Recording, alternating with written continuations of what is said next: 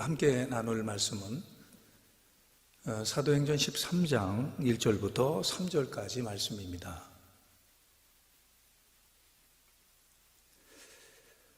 안디옥 교회에 선지자들과 교사들이 있으니 곧 바나바와 니게르라 하는 시몬과 구레네 사람 루기오와 분봉왕 헤롯의 젖동생 마나인과 미 사울이라.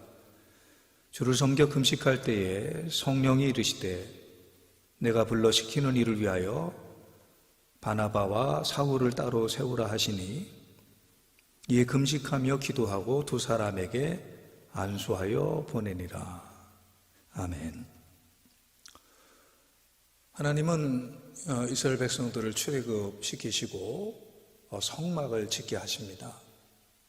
하나님은 지도자 모세에게 성막에 대한 아주 치밀하고 상세한 설계도를 작성해 주시고 친히 작성해 주신 그 설계도대로 성막을 짓도록 하십니다. 성막은 이스라엘 백성들의 광야 생활 내내 그리고 그 이후에도 중심이 됩니다. 광야에서 이스라엘 백성들은 성막을 중심으로 해서 정중앙에 성막을 두게 하고 그리고 그 주변에 12지파에 천막을 치게 하고 생활을 하도록 합니다. 성막은 하나님이 임재하시는 곳입니다. 하나님 무소부재하시죠. 하나님 편재하시죠. 하나님은 어디에나 임재하시죠. 하지만 하나님은 특별한 장소, 바로 성막이라는 특별한 장소를 두시고 그곳에 임재하십니다. 당신의 백성들을 그곳에서 만나 주십니다. 하지만 하나님은 당신의 백성들이 하나님을 실망시켜 드리고 하나님 앞에 범죄하게 될 때 하나님은 얼굴을 가리십니다. 하나님이 얼굴을 가리시는 곳, 그것은 더 이상 성막일 수 없습니다. 그것은 천막으로 전락하게 됩니다. 하나님이 계시기 때문에 그것은 성막일 수 있습니다. 하나님의 임재와 하나님의 만남이 있기 때문에 또 하나님의 음성이 들리기에 그것은 성막일 수 있습니다. 주님은 보다 구체적으로 성막의 영광, 하나님의 임재를 경험하는 곳을 공동체로서 만들어 주셨는데 그것이 바로 교회입니다. 바로 이 교회를 통해서 성막의 영광을 우리는 경험할 수 있습니다. 하나님은 이 교회를 하나님의 구원과 하나님의 회복의 도구로 사용하기를 원하십니다. 예수 그리스도께서 머리가 되시고 우리는 그리스도의 지체가 되어서 하나님의 구원의 사역을 이루시기를 원하십니다. 교회를 대신할 수 있는 것은 이 세상에 존재하지 않습니다. 교회는 예수 그리스도께서 머리가 되시는 너무나 영광스러운 주님의 공동체입니다. 아무리 어렵더라도 우리는 교회에 대한 희망, 교회에 대한 꿈 잃어버려서는 안 됩니다. 우리는 사도행전 13장에 나오는 한 모범적인 교회를 보려고 합니다. 그 교회는 안디옥 교회입니다. 안디옥 교회의 특징은 무엇보다 먼저 하나님의 말씀을 가르치는데 헌신된 교회입니다. 그 사실을 우리는 1절에서 파악할 수 있습니다. 안디옥 교회에 선지자들과 교사들이 있으니 곧 바나바와 니게르라 하는 시몬과 구레네 사람 루기오와 분봉왕 헤롯의 젖동생 마나인과 및 사울이라. 안디옥 교회에 선지자들과 교사들이 있음을 알 수 있습니다.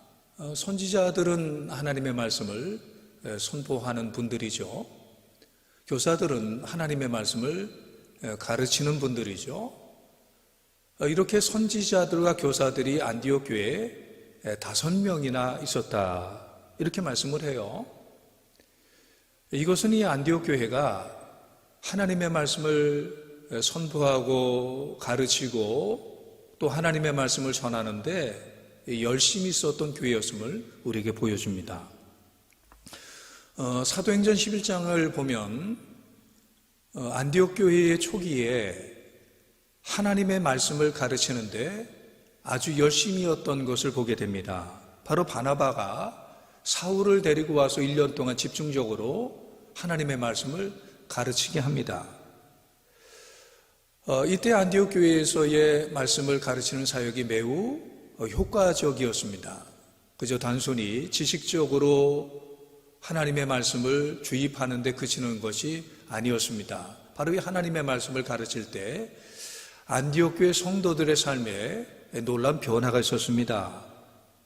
1년 동안 집중적으로 하나님의 말씀을 가르쳤더니 사도행전 11장 26절에 보니까 제자들이 안디옥에서 비로소 그리스도인이라 일컬음을 받게 되었더라, 이렇게 말씀을 해요. 그들은 믿지 않는 사람들이 보기에도 뭔가 달리 보였습니다.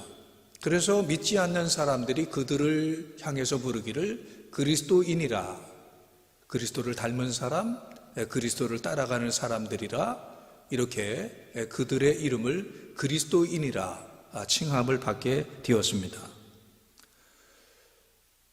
성도는 하나님의 말씀을 받아야 됩니다. 성도는 하나님의 말씀을 귀하게 받아야 됩니다. 말씀을 듣는 것을 넘어서 말씀을 받아야 됩니다. 모세가 시내산에 올라가서 하나님의 계명을 받았습니다. 하나님의 말씀을 받았습니다. 모세는 단순히 하나님의 말씀을 듣기보다 하나님의 말씀을 받았습니다. 귀하게 받았습니다.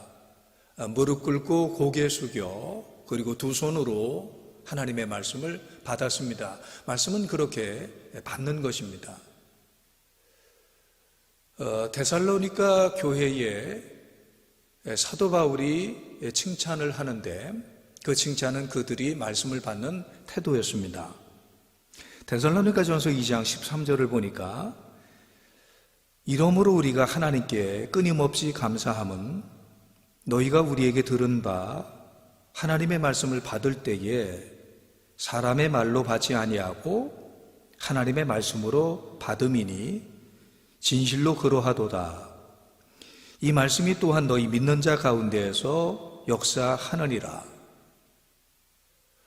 데살로니가 교회는 하나님의 말씀을 하나님의 말씀으로 받습니다. 그때 데살로니가 교회에 놀라운 역사가 일어났습니다. 한국 교회가 하나님의 말씀을 귀하게 받는 교회가 되기를 바랍니다. 하나님의 말씀을 귀하게 받고 연구하고 공부하고 가르치고 전파하여 말씀의 역사가 있는 교회가 되기를 바랍니다. 안디옥 교회의 또 다른 특징은 성령을 소중하게 여기고 성령의 역사가 있는 성령의 음성에 귀를 기울이는 그런 교회였습니다. 오늘 본문 2절 3절을 보니까 주를 섬겨 금식할 때에 성령이 이르시되 내가 불러 시키는 일을 위하여 바나바와 사울을 따로 세우라 하시니, 어느 날 안디옥 교회가 기도하고 있었습니다. 금식하며 기도하고 있었습니다. 안디옥 교회 교인들이 기도하고 예배하고 금식하고 있을 때 성령의 음성이 들려옵니다. 그 성령의 음성은 바로 바나바와 사울을 따로 세워 그들을 하나님의 일을 위해서 파송하라는 그런 그 말씀이었습니다. 사실 당시에 안디옥 교회가 이 말씀대로 한다라는 것은 쉬운 일이 아니었습니다. 왜냐하면 바나바는 당시에 안디옥 교회의 실질적인 리더였고 사울은 당시 안디옥 교회의 차세대 리더였습니다. 그런 바나바와 사울을 따로 세워 그를 파송한다라는 것은 그리 쉬운 일이 아니었습니다. 이것은 안디옥 교회 구조적인 변화를 일으키는 이런 명령의 말씀이었습니다. 하지만 그럼에도 불구하고 안디옥 교회는 그 성령의 음성에 순종을 합니다. 우리가 세워야 하는 교회는 성령의 음성을 듣는 교회입니다. 우리가 세워야 하는 교회는 성령의 역사가 있는 교회여야 합니다. 우리는 성령의 음성에 민감해야 되고, 그리고 성령의 역사가 나타나는 교회가 되도록 해야 합니다. 주님의 교회를 향한 대안은 성령이었습니다. 교회를 세우시면서 주님께서 하신 말씀은 성령을 기다리라였습니다. 주님은 교회의 보혜사, 또 다른 보혜사 성령을 보내주시겠다고 말씀하십니다. 성령은 우리를 돕는 영입니다. 성령은 진리의 영입니다.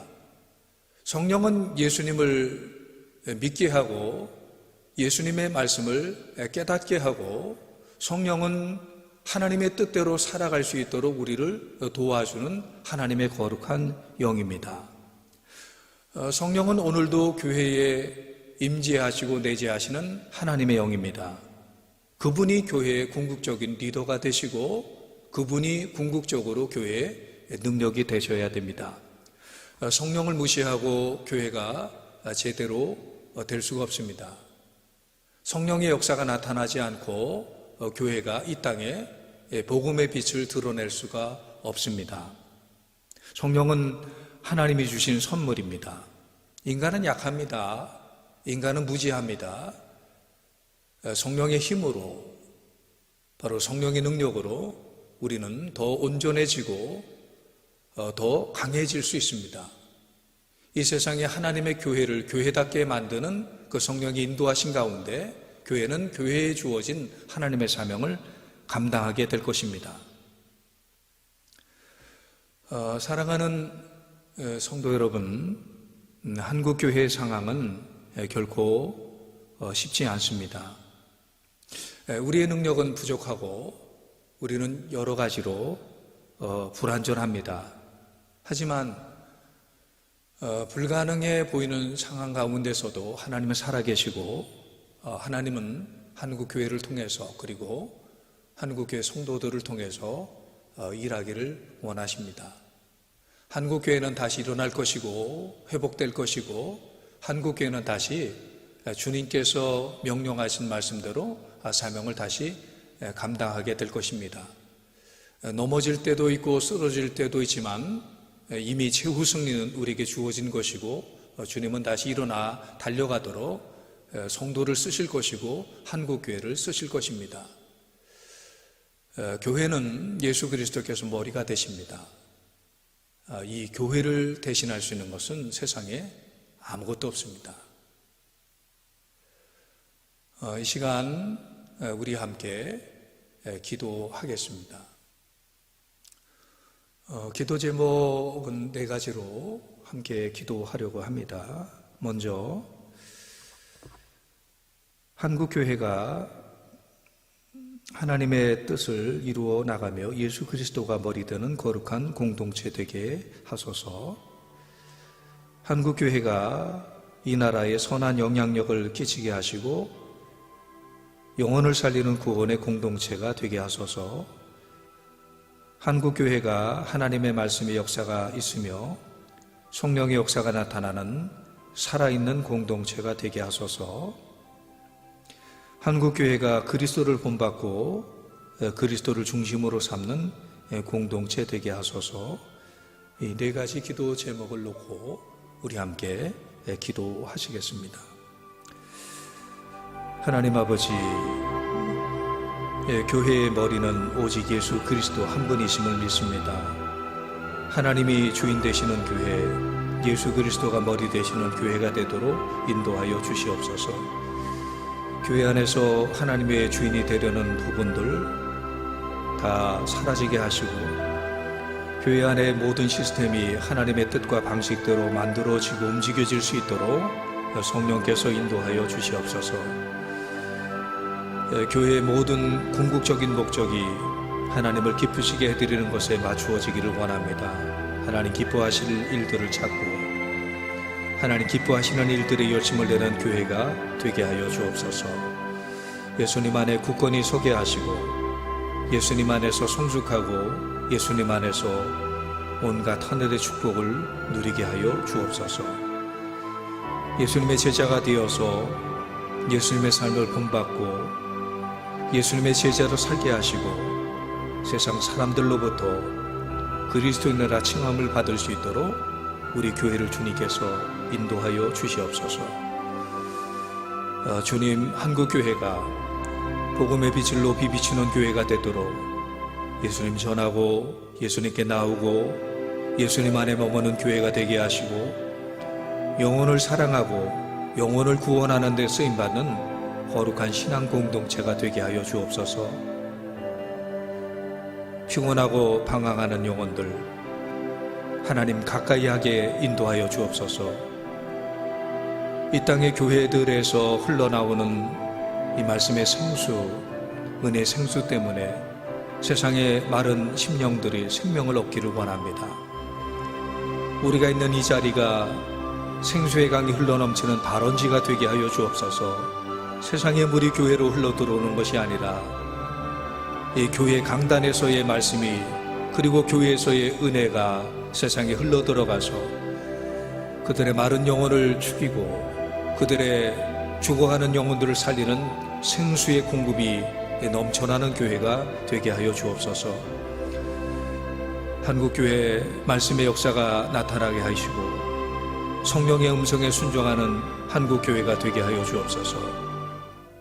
주님, 우리가 하나님 앞에 기도합니다. 이 땅에 교회를 세워주신 하나님 감사합니다. 130년 전에 이 땅에 한국교회를 세워주시고 그리고 지금까지 하나님의 은혜 가운데 복음의 역사가 나타나게 하시고 선한 영향력을 행사할 수 있도록 인도해 주신 하나님 참으로 감사합니다. 이제 이 시대에 우리가 한국교회를 위해서 기도합니다. 이 세상에 주님께서 세우신 교회 이혼이 교회가 교회답게 하시고 성도가 성도답게 하여 주옵소서. 이 시대에 복음의 빛을 높이 비추는 교회가 되도록 예수님을 전하고 예수님께 나오고 예수님 안에 머무는 교회가 되게 하시고 영혼을 사랑하고 영혼을 구원하는 데 쓰임받는 거룩한 신앙 공동체가 되게 하여 주옵소서.